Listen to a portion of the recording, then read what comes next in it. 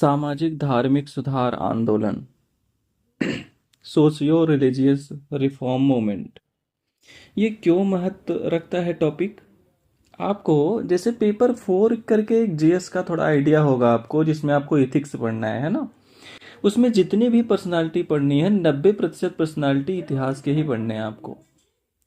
ठीक है। जैसे हम कहते हैं ना कि हिस्ट्री का डायरेक्ट रोल तो है ही, जीएस में 100 नंबर का तो आ ही रहा है। इनडायरेक्ट लो, कम से कम मैं आपको इतना ही बता दूं, अभी पेपर 4 में भी निश्चित तौर पे ये सारे पर्सनालिटी उपयोगी हैं।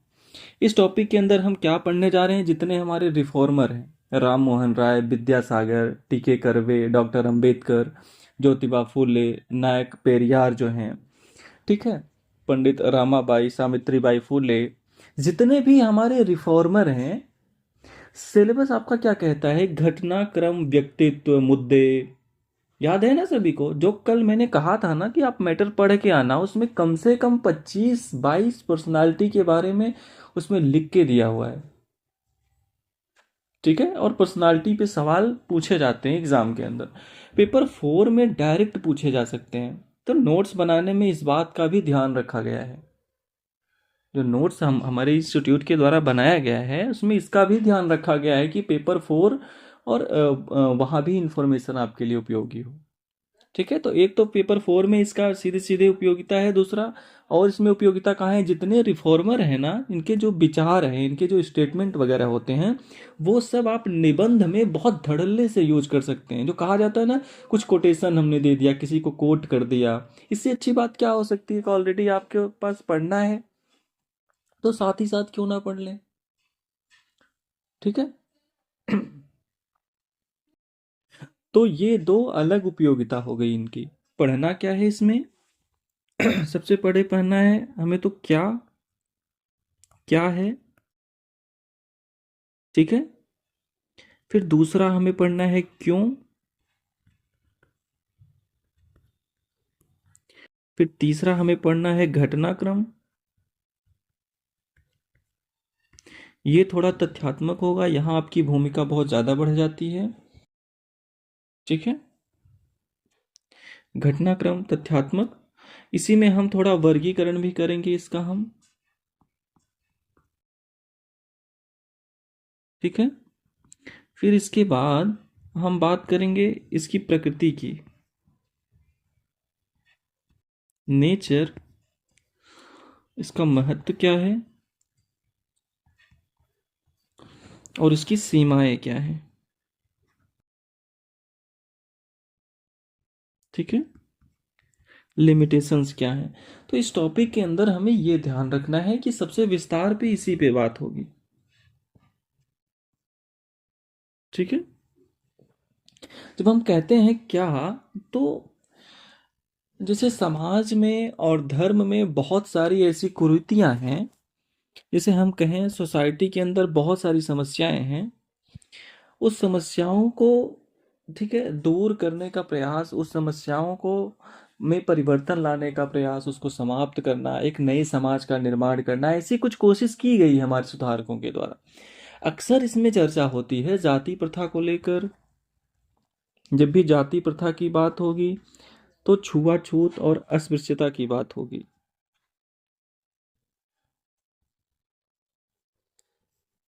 19वीं सदी भारतीय समाज में कौन कौन सी प्रमुख चुनौती थी? जाति प्रथा, छुआछूत, अशिक्षा।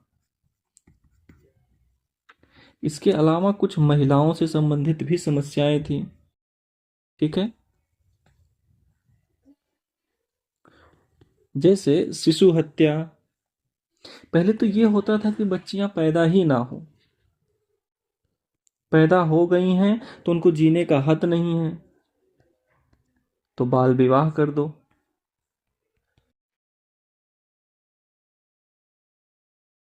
और दहेज तो उसमें रहेगा ही रहेगा।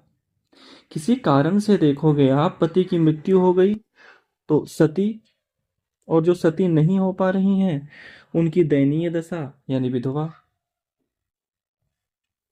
ये जितने भी इश्यूज हैं महिलाओं से संबंधित, शिशु हत्या, बाल विवाह, दहेज प्रथा, सती प्रथा, विवाह हो गया तो चार दीवारी के भीतर रहना है आपको, तो पर्दा प्रथा।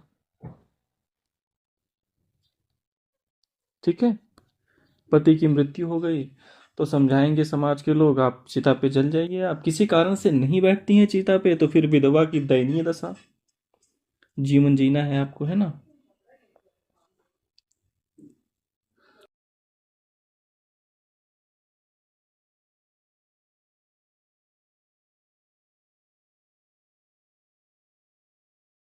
ये तो सामान्यतः समस्याएं तो हैं ही, इसके अलावा भी देखोगे आप तो जैसे एक बहु विवाह, पॉलीगैमी,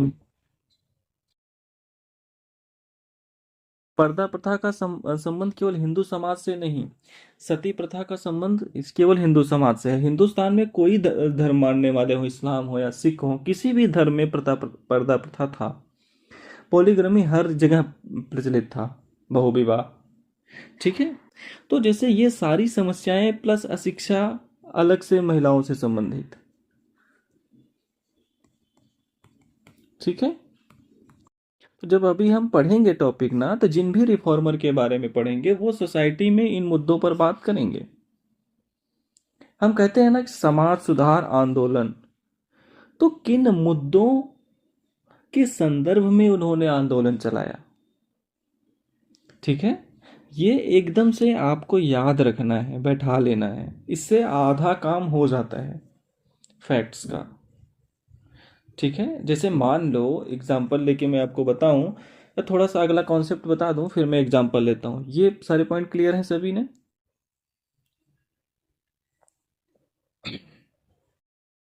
अब जैसे हमने लिया धार्मिक मुद्दा, मान लो। ठीक है, धार्मिक मुद्दा, धार्मिक मुद्दों में अक्सर चर्चा जो होती थी उस समय, एक पुरोहितवाद। पुरोहितवाद कहने का मतलब है किसी भी धर्म के, चाहे वो गुरुवारा के हों, चाहे हिंदू धर्म के ब्राह्मण पुजारी हों, चाहे इस्लाम के हों, जिन लोगों ने, ठीक है, एक तरीके से हम कह सकते हैं गलत तरीके से जो धर्म का प्रचार प्रसार करते हैं, समाज पे जिनका प्रभाव है। तो धार्मिक क्षेत्र में एक समस्या थी जैसे पुरोहितवाद। अक्सर जो पुजारी होते थे, आज मान लो ग्रहण लगने वाला है, ठीक है, तो आप देखोगे तो जैसे ग्रहण लगता है तो एक ही साथ, अभी पिछली बार ग्रहण लगा था तो अमेरिका में ग्रहण टूरिज्म चल रहा था। वहां ग्रहण टूरिज्म चल रहा था, ग्रहण को देखने के लिए दूर दूर से लोग आ रहे थे और टूरिज्म के तौर पे चल रहा था अमेरिका। और हमारे यहाँ ज्योतिष शास्त्र वगैरह में सब बताया जा रहा था कि ठीक है, सही गलत मुझे भी नहीं पता, आप ये करें ये ना करें, ऐसे छुएं, इस समय ये करना है। एक ही समय इस ग्लोब पे दो तरह की घटनाएं चलती रहती हैं, कई तरह की घटनाएं चलती रहती हैं। कुछ साइंटिफिक, जैसे कहा जाता है, ग्रहण के कुछ साइंटिफिक रीजन भी हैं जो अपने यहाँ बताए जाते हैं, दोष वगैरह को लेकर के उस साइंटिफिक व्याख्या भी है उसकी। ठीक है, तो कोई भी चीज है भाई, महिलाओं को शिक्षा क्यों नहीं होनी चाहिए, पुरोहित, धर्म भ्रष्ट हो जाएगा। कैसे भ्रष्ट हो जाएगा, क्या करना है जान के आपको। सती क्यों होना चाहिए, भाई नहीं हो रही है तो धर्म भ्रष्ट हो जाएगा। अच्छा, विधवा है, इन्होंने अच्छा भोजन कैसे कर लिया, धर्म भ्रष्ट हो जाएगा। ठीक है, तो ये चार दीवारी के भीतर ना रहेंगी तो धर्म भ्रष्ट हो जाएगा। तो हर जितनी समस्याएं थी ना, ये जाति प्रथा, धर्म भ्रष्ट हो जाएगा, ये छुआछूत, तो ये सारी समस्याओं के ऊपर बैठे हुए थे पुरोहित, व्याख्या यही कर रहे थे। ठीक है, व्याख्या जो करते हैं समाज का, जो कि भाई इनकी बड़ी प्रतिष्ठा रही है समाज के अंदर, इनकी बातों का बड़ा सम्मान आज भी है। हम शहर में आ गए हैं और लाइव क्लासेस में, इसका ये मतलब नहीं है कि सोसाइटी में इनकी वैल्यू कम हो गई है, ध्यान रखिएगा, बहुत वैल्यू है इनकी आज भी। ग्रामीण क्षेत्रों में आप जा करके देखिए, ग्रामीण भारत में जाइए, राजस्थान, मध्य प्रदेश, यूपी, बिहार, हरियाणा देखिए, तो जलवा इनका अभी भी है, पूरा जलवा जलाल इंसान है भाई अभी भी है। तो पुरोहितवाद इनके द्वारा धर्म की एक तरीके से गलत व्याख्या। ठीक है, तो जो सामाजिक जड़ता है ना, उसके पीछे भी कहीं ना कहीं माना गया है इनको रिस्पॉन्सिबल। कुछ लोग मूर्ति पूजा को मानते थे, बहुत लोग नहीं मानते थे। इसे विवेकानंद नहीं मानते थे, मूर्ति पूजक थे, लेकिन दूसरे सेंस में हम चर्चा करेंगे आपसे। तो मूर्ति पूजा हो गया, अंधविश्वास,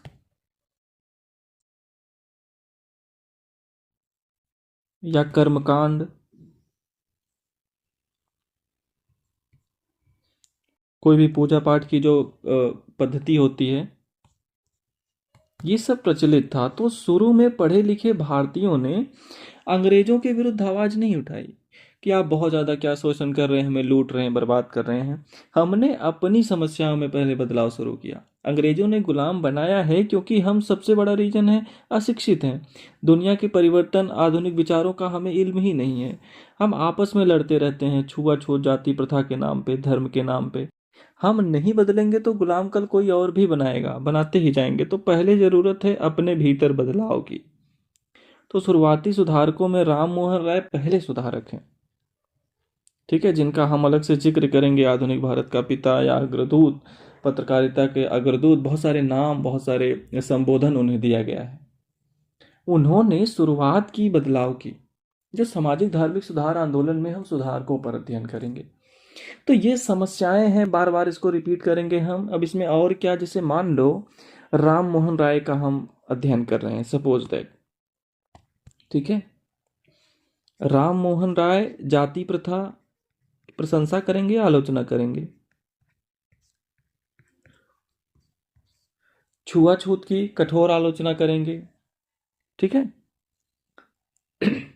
अशिक्षा है तो उसका कहीं ना कहीं देश की प्रगति में बाधक मानेंगे, तो शिक्षा का कुछ तो उपाय करेंगे, स्कूल खोलेंगे, कॉलेज खोलेंगे, कुछ तो करेंगे। समझ में आ रही है बात ना? ये पॉइंट क्यों जरूरी है? इसी से इस टॉपिक पे आपका काम आधा हो जाएगा। जैसे महिलाओं से संबंधित समस्याएं हैं, इन समस्याओं के प्रति वो आलोचनात्मक रुख ही रखेंगे, आलोचना करेंगे। वो चाहेंगे कि समस्याएं दूर हों, इसके लिए जो कर सकते हैं वो करेंगे, लोगों को जागरूक करने के लिए करेंगे। सरकार पर दबाव बनाएंगे कानून बनाने का। सती प्रथा को लेकर के कानून बना भी था। तो क्या होता है कि जैसे कॉन्सेप्चुअली भी जब हम पढ़ते हैं, राम मोहन राय ने आलोचना की। जब आप नोट्स पढ़ोगे या किताब पढ़ोगे, यदि 1000 शब्द में राम मोहन राय है तो आप देखोगे कि 300 शब्द में केवल आलोचना ही लिखा हुआ है। इन्होंने इसकी भी आलोचना की, इन्होंने इसकी भी आलोचना की। समझ में आ रही है बात? तो जब हम लिखते हैं ना राम मोहन राय, तो वैसे पहले आलोचना करवा देते हैं। तो भाई इन्होंने आलोचना की, ठीक है। इसी तरह से इन सबकी भी आलोचना करेंगे, ठीक है। जितनी भी समस्या है सबकी आलोचना करेंगे, फिर और भी तर्क देंगे उनका। वे आलोचना करने के बाद विकल्प क्या होगा, तो एक ईश्वरवाद की बात करेंगे। जिन धर्मों में अच्छी चीजें हैं उनको ग्रहण करिए आप, दूसरे धर्मों के बारे में नजरिया क्या है उनका, ठीक है। और चुनौती देने के लिए वो धर्म ग्रंथों का अनुवाद करेंगे बांग्ला भाषा में, उपनिषदों का अनुवाद करेंगे, पुराणों का अनुवाद करेंगे, ताकि लोग ज्यादा से ज्यादा पढ़ पाए उसको, ठीक है। बात समझ में आ रही है? तो जब हम पढ़ेंगे हम लोग, तो ऐसे ही पढ़ेंगे राम मोहन राय के बारे में। जिस राम मोहन राय सामाजिक धार्मिक सुधारक, सामाजिक क्षेत्र में राम मोहन राय ने क्या किया भाई, तो कुरीतियों की आलोचना की, तो शिक्षा के विकास के लिए प्रयास किया। धार्मिक क्षेत्र में क्या किया, कुरीतियों की आलोचना की, और क्या किया, आत्मीय सभा ब्रह्म समाज बनाया, एक ईश्वरवाद और इन विचारों का प्रसार किया, ठीक है। तो ऐसे करके हम इसकी रीडिंग करते हैं, पढ़ते हैं, जो नोट्स है आपका ध्यान रहेगा सभी को। राम मोहन राय थोड़े एक्सेप्शन माने जाते हैं। नॉर्मली शुरू के सारे बुद्धिजीवी सामाजिक धार्मिक मुद्दों पर बात करेंगे, ये राजनीतिक मुद्दों पर भी बात करेंगे और आर्थिक मुद्दों पर भी बात करेंगे। तो इनको केवल सामाजिक धार्मिक सुधारक ही नहीं, बल्कि ओवरऑल आधुनिक भारत का प्रथम नेता कहा जाता है, क्योंकि ये अंतर्राष्ट्रीय मुद्दों पर भी ओपिनियन देंगे अपना, हम देखेंगे। अभी हम पढ़ेंगे वन बाय वन किस तरीके से। पहले तो आप ये याद रख लेना, कॉन्सेप्ट समझ लेना, ठीक है। और इसको पढ़ने का ये तरीका होगा। अब सपोज दैट, इससे विद्यासागर जी का नाम सभी ने सुना है ना। पहले जना जना बिना जाने हुए कुछ कॉन्फिडेंस पैदा कर लो अपने अंदर। विद्यासागर जी क्या करेंगे, आलोचना करेंगे। विद्यासागर जी सबसे ज्यादा क्या करेंगे, भाषा और शिक्षा के विकास में योगदान देंगे। आलोचना करके कुछ तो करेंगे ना सुधार के लिए, ठीक है। तो ये इनका अप्रोच होगा जो हम पढ़ने जा रहे हैं अभी, ठीक है। तो पहले तो सामान्य जानकारी मैंने आपको दे दी है ना।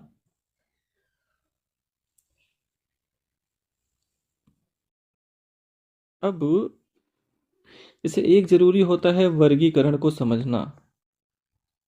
इस टॉपिक को पढ़ने के लिए कुछ कॉन्सेप्ट चाहिए।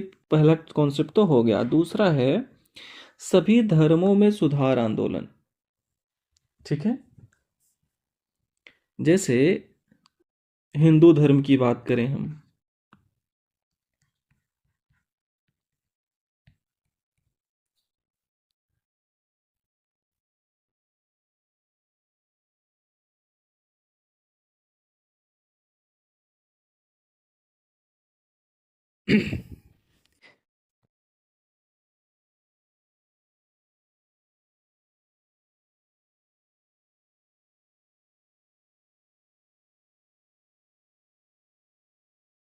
हिंदू धर्म की बात करें हम, जैसे इस्लाम, सिख, पारसी,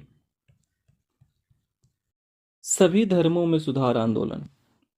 ठीक है, तो हम उसी तरीके से इसको पढ़ेंगे भी। किसी भी धर्म में जो सुधार आंदोलन चलेगा ना, उसके दो ज्यादातर अप्रोच दिखेंगे आपको। जैसे मान लो हिंदू धर्म है, इसमें दो दिखेगा, इस्लाम में दो दिखेगा, सिख में भी दो दिख सकता है आपको। एक तरफ क्या होगा, सुधारवाद करके एक शब्द दिया गया है। जैसे राम मोहन राय हैं, विद्यासागर जी हैं, ये लोग जितने भी हैं, जो लोग कहते हैं कि भाई जो हमारे धर्म ग्रंथ की अच्छी बातें हैं वो तो हम अपने जीवन में उतारें। यदि धर्म ग्रंथ कुछ गलत कहता है, उसको हम तर्क के आधार पे उसका खंडन भी करेंगे। धर्म ग्रंथ भी आलोचना से परे नहीं है। ठीक है, बहुत क्लियर सा कॉन्सेप्ट है। अच्छी बातों को लेना है और जो गलत चीजें हैं उनको छोड़ना है। यदि धर्म ग्रंथ भी गलत चीजों का समर्थन करते हैं तो वैज्ञानिक आधार पे उसकी भी आलोचना, दूसरे धर्म की अच्छी बातों को ग्रहण करने में कोई बुराई नहीं है। बहुत क्लियर है रिफॉर्मिज्म का मतलब, ये कॉन्सेप्ट है उसका। ठीक है, दूसरा इसमें कॉन्सेप्ट क्या आ जाता है, पुनरुत्थान बात का। रिवाइवल का एक कॉन्सेप्ट आ जाता है। हमारे धर्म में जो भी चीजें हैं बहुत अच्छी, वो समय के साथ उसमें बुराइयां आ गई हैं। इसमें यह हुआ कि धर्म ग्रंथों की हम आलोचना नहीं कर सकते हैं। इसमें अंतर यही होगा, हम आलोचना नहीं कर सकते हैं, हम बस बुराइयों को दूर करें और थोड़ा ये भी रहे कि हमारा धर्म सर्वश्रेष्ठ है इसके अंदर। जैसे हिंदू धर्म की बात करें तो आर्य समाज को इसका प्रतिनिधि माना जाता है। इस्लाम की बात करें तो वहाबी और देवबंद को इसका प्रतिनिधि माना जाता है। सिख धर्म की बात करें तो इसमें भी सिंह सभा आंदोलन था और भी कुछ आंदोलन थे, उसका प्रतिनिधि माना जाता है। तो हर धर्म में आपको रिवाइवल वाले भी मिल जाएंगे। बहुत ज्यादा हम कह सकते हैं कि डायनेमिक और बहुत बड़े आयामों को समेटने वाला ये टॉपिक है। क्योंकि टॉपिक था जैसे पढ़ते थे कंप्लीट होता था अब तक, तो इसका थोड़ा विस्तार है। ठीक है, तो इसको कॉन्सेप्ट से ही हम अपने ग्रिप में कर पाएंगे।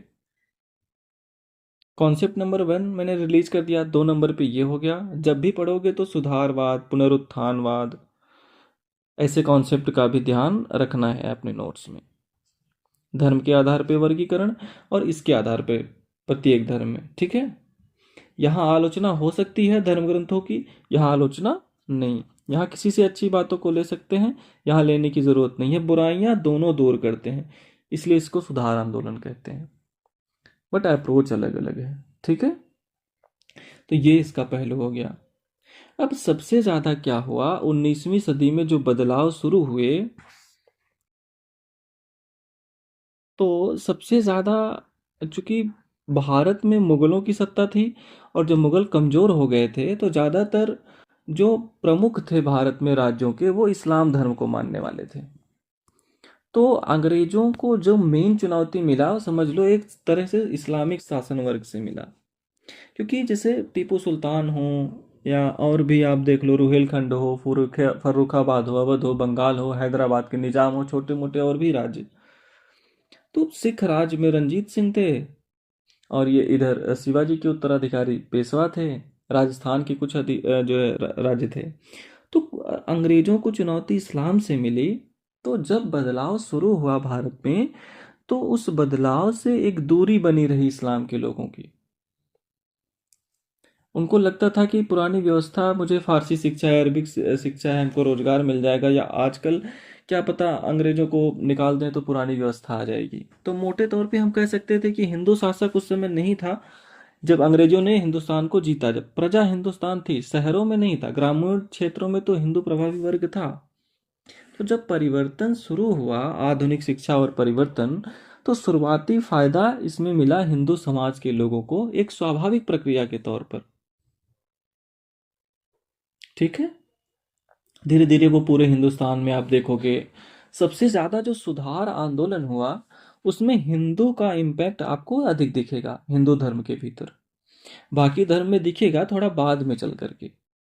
ठीक है। तो सबसे ज्यादा पढ़ने भी आपको हिंदू धर्म पे है।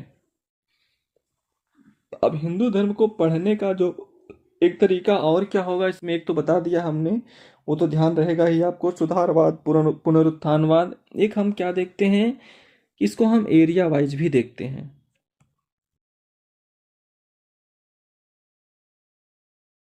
जैसे बंगाल इसका पहला सेंटर था।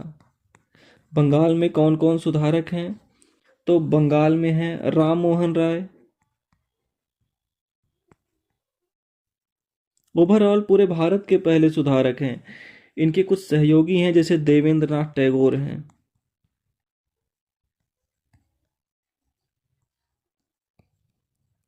आगे चल करके इसी में जुड़ते हैं केशव चंद्र सेन।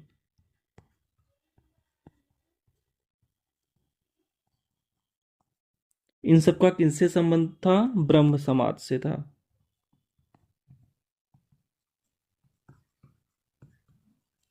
इसे मैंने एक लाइन में बताया, कॉन्सेप्ट और ध्यान में रखिएगा कि राम मोहन राय ने सामाजिक धार्मिक कुरीतियों की आलोचना की, तो कभी राम मोहन राय पूछेगा, ब्रह्म समाज पूछेगा, तो ब्रह्म समाज ने भी आलोचना की। जो राम मोहन राय ने की वही काम ब्रह्म समाज ने भी की, तो दयानंद सरस्वती ने किया वही आर्य समाज ने भी किया। ऐसा नहीं होता है कि संस्था के लिए अलग से मेहनत करना होता है और व्यक्ति के लिए अलग से। व्यक्ति ही संस्था को लेकर के चलता है। आ रही है बात समझ में सभी को? यहाँ पे भी आपको थोड़ा दायरा अब कम होता जाएगा जिक्र का। तो बंगाल के अंदर जैसे ये सुधारक हैं। अब केशव चंद्र सेन हम पढ़ेंगे। केशव चंद्र सेन इसको पूरे हिंदुस्तान की संस्था बना देंगे, केवल ये बंगाल तक सीमित नहीं रहेगा। बंगाल में ही एक हेनरी डेरेजियो है, नाम सुना है ना आप लोगों ने?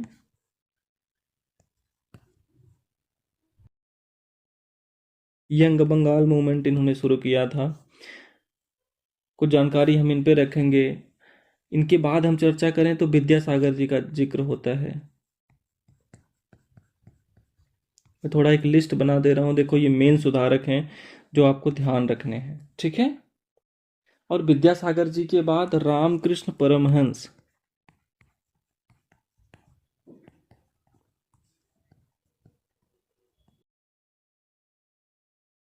और फिर विवेकानंद।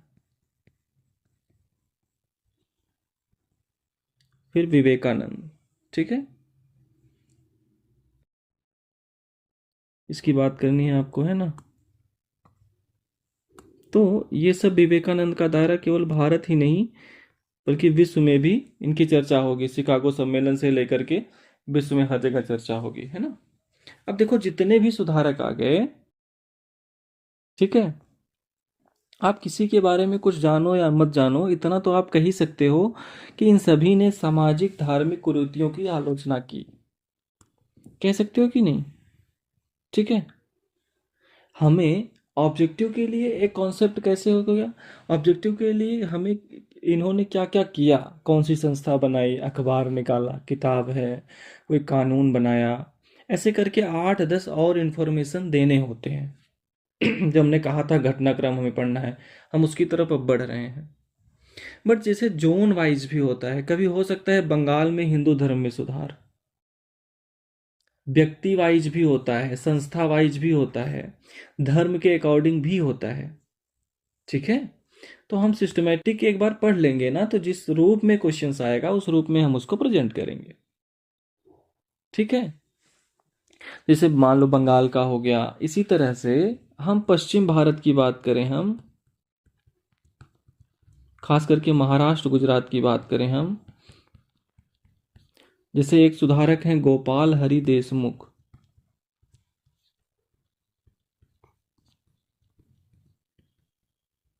ठीक है। एक है बाल शास्त्री जाम्बेकर।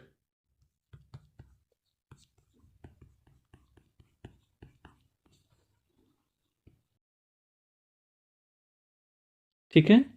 इसी तरीके से एक है परमहंस मंडली।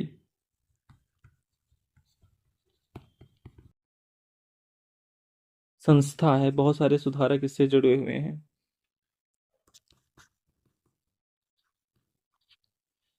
इसी तरह से एक है प्रार्थना समाज।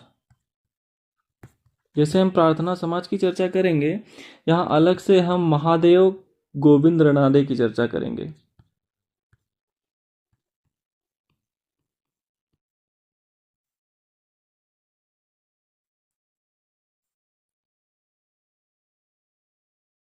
अलग से आपके नोट्स में भी दिया गया है एमजी रनाडे के बारे में। इसी तरीके से है विष्णु शास्त्री पंडित।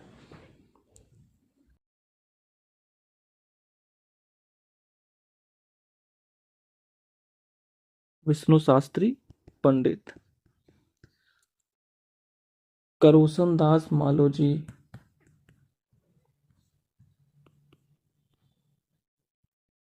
है यहाँ पे ज्योतिबा फूले भी, सावित्रीबाई फूले भी, बट उसको थोड़ा सा हम जाति व्यवस्था से जुड़े हुए जो रिफॉर्म मूवमेंट है वहाँ अरेंज कर देंगे हम। वो यहाँ भी जुड़ जाएंगे, है ना। करोसन दास मालोजी। ठीक है।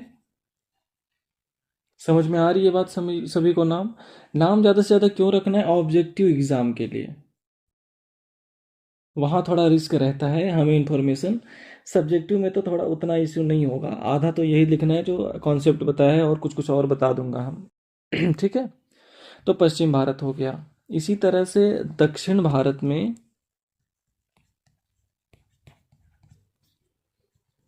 जैसे दक्षिण भारत में वेद समाज है। ठीक है। वेद समाज है दक्षिण समाज में, भारत में। राजमुंदरी सोशल रिफॉर्म एसोसिएशन है।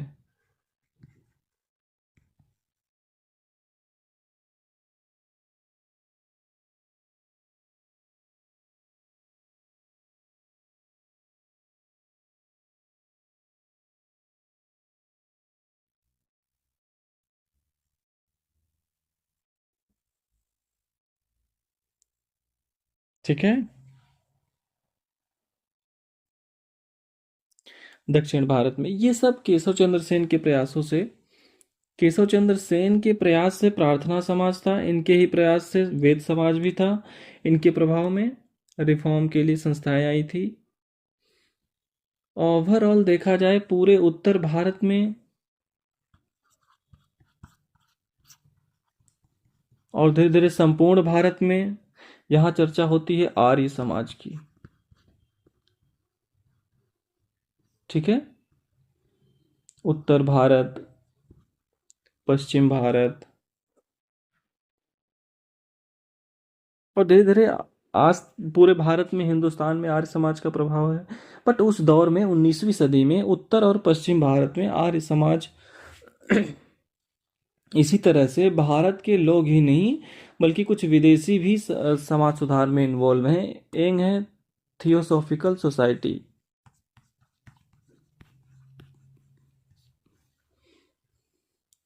इसमें एनी बेसेंट बहुत प्रमुख हैं। इसमें और भी लोगों का नाम है। ठीक है। Theosophical society.